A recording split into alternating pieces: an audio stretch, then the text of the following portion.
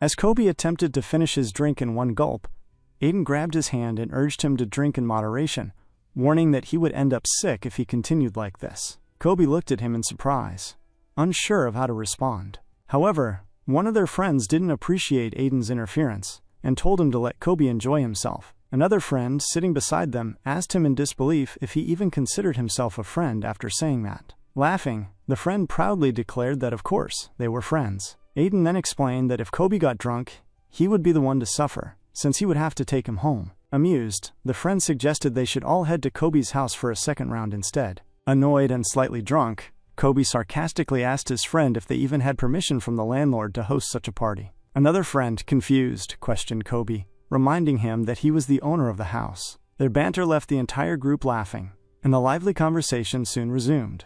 As the cheerful mood spread among his friends, Kobe couldn't help but feel a little lighter. He decided to push away the lingering thoughts that had been haunting him and focus on enjoying the moment. For a while, he genuinely felt like he didn't care about the accident anymore. Just as he was beginning to think he could let it all go, Kobe's leg brushed against Aiden's under the table. He flinched, his body freezing in place as his mind raced. Trying to calm himself, he reasoned that such things were normal when sitting so close together. Yet, unable to resist, he stole a glance at Aiden. To his dismay, Aiden caught his look. Smirking shamelessly. Casually, Aiden asked him what was wrong, his tone full of amusement. Kobe, flustered and furious, opened his mouth to reply, but could only manage to stutter incoherently. His awkwardness only fueled Aiden's teasing as he leaned in with a grin, asking if Kobe was drunk to be talking like that.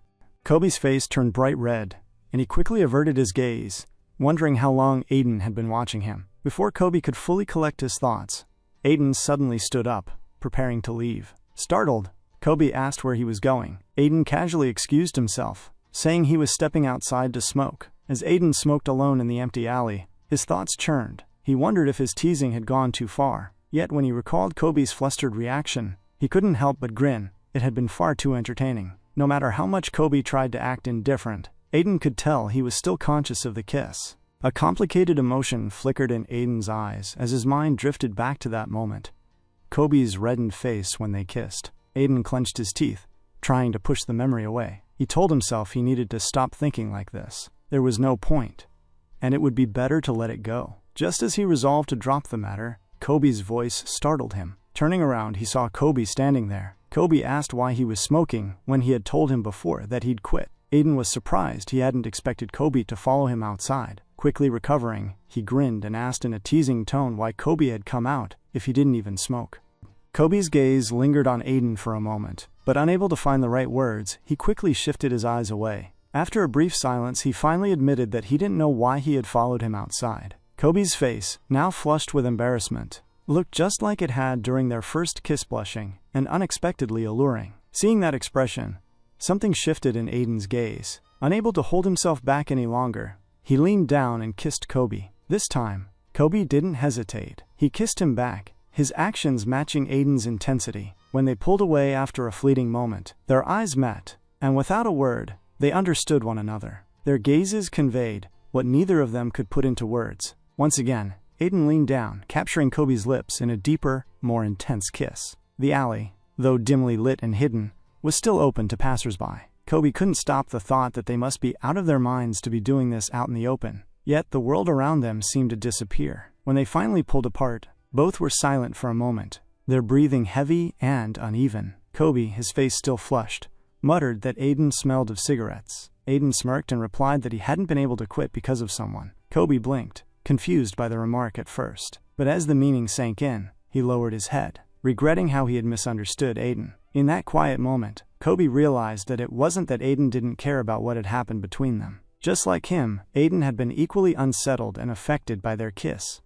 Seeing Kobe's downcast expression, Aiden gently called his name and reached out to touch his face. The light contact made Kobe flinch. Aiden softly told him to lift his head and look at him. When Aiden tried to caress his cheek, Kobe resisted, his face turning red as he met Aiden's gaze. Aiden was captivated by his expression. It was the same as yesterday, the one that had lingered in his mind ever since. Aiden began calling Kobe's name again and again, his voice soft and insistent as he leaned closer. Embarrassed, Kobe stammered, asking why Aiden kept saying his name. Aiden didn't answer. Instead, he rested his head on Kobe's shoulder, his breath warm and steady. His hand tentatively reached under Kobe's t-shirt, and his voice was low as he asked if Kobe wanted to go back inside the restaurant. He left the rest unsaid, but the suggestion in his tone was unmistakable. Suddenly, their friend, drunk and angered, came searching for them in the alley. To his surprise, the alley was completely empty, and the two were nowhere to be found. After searching and calling for them for some time, the friend grew frustrated, wondering where the two had disappeared to. Unbeknownst to him, Kobe and Aiden had already made their way home and had found themselves locked in a passionate embrace. The next morning when Kobe woke up, he noticed Aiden sleeping on the floor. Aiden's face appeared peaceful, his soft features illuminated by the morning light. Kobe couldn't help but admit to himself how beautiful Aiden looked, even in his sleep. As he stared at Aiden, memories of the previous night resurfaced, filling him with embarrassment. A wave of shame washed over him as he scolded himself for not stopping after the kiss, even though it had felt so good. He wondered why he hadn't stopped, and internally berated himself for letting the moment escalate. The thought of how far things had gone left him in disbelief. Kobe tried to calm himself, questioning whether it was even acceptable to do such things with Aiden. He found himself confused, unable to understand the strange worries stirring in his mind. His thoughts were interrupted when Aiden asked what he had been thinking about. Startled, Kobe realized Aiden had been awake and observing him all along. Seeing Kobe's flustered expression, Aiden smirked, clearly amused by his embarrassment.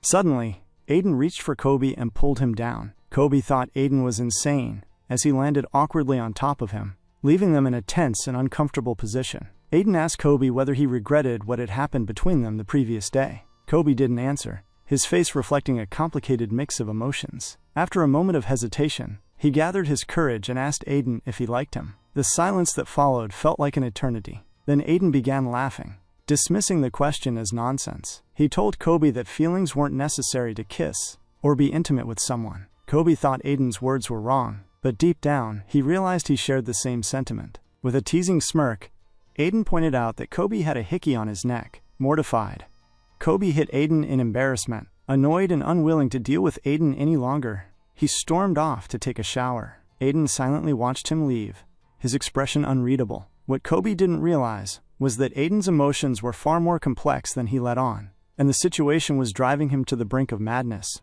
Later, they met up with the two friends they had been with the previous day. Lee immediately started shouting, demanding to know where they had gone and why they hadn't returned. Aiden quickly explained that Kobe had suddenly started feeling ill, so he took him home. He added that he was tired himself and ended up falling asleep. Hearing this, Lee asked with genuine concern if Kobe was feeling better now, remarking that it was surprising since he had always thought Kobe was a good drinker. Kobe could only nod and go along with Aiden's lie. With a tearful expression, Lee told Kobe that they had a lot of fun and enjoyed plenty of food the previous night, all thanks to Aiden's card. However, he apologized, saying it was a shame Kobe couldn't join in the fun. Kobe reassured him that it was fine. Aiden then retrieved his phone and wallet from Lee, both of which he had left behind in his rush to leave. As they chatted, Kobe's mind drifted back to the events of the previous night.